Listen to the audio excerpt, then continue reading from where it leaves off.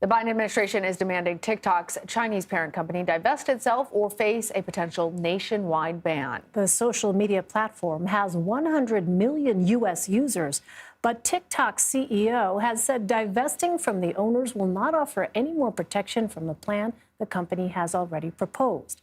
He spoke exclusively with the Wall Street Journal reporter Stu Wu about this.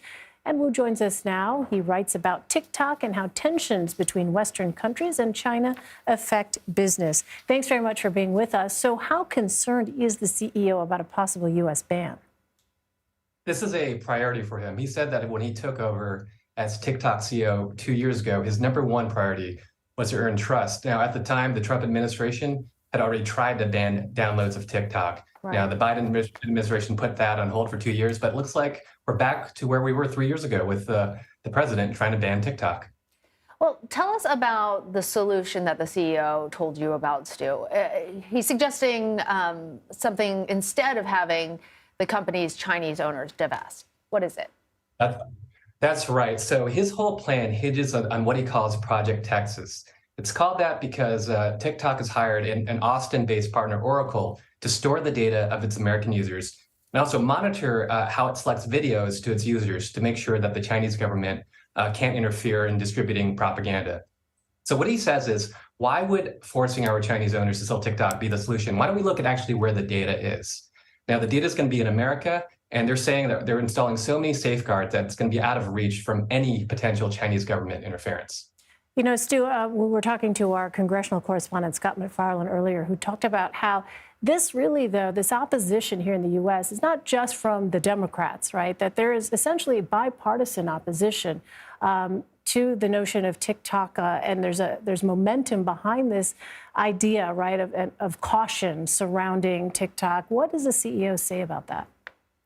That's right, and I think you meant, well, this is actually led by Republicans in Congress, but it's actually the Democrats who are coming aboard a little bit later to make this a truly bipartisan situation. He said, look, no, I get these are concerns. Your concerns are real, but I have real, valid solutions. He wants them to look at the merits of their plan instead of just saying everything associated with China is bad. You know, Stu, I'm interested in, you're there in London. The UK has also followed the US's lead in banning TikTok on government devices. Did he talk to you at all about other countries and concerns just beyond what's happening in the United States and the politics here? Not so much in this specific question. So, of course, TikTok already banned in India after India and China had that border clash. So if TikTok were to be banned in the U.S. too, that means the world's 2 biggest democracies would not have TikTok. What he did talk about was that what they're trying to do in the U.S., they're trying to do with Europe as well, with a thing called Project Clover, which is named after their Irish data centers. And the whole idea is that he thinks the world's headed in a direction where all the regions, all the countries in the world want their data housed in their own countries so they can better manage it and protect it and keep it away from foreign influence.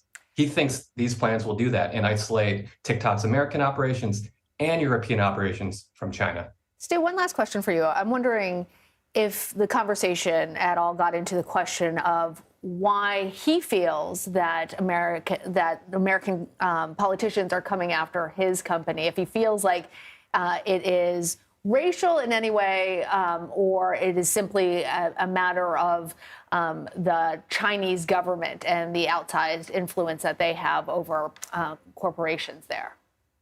That's a great question. We didn't have time to get into that in this specific conversation. The next time I will. What he does say is that there are some general misconceptions about China and the relationship between the Chinese government and businesses.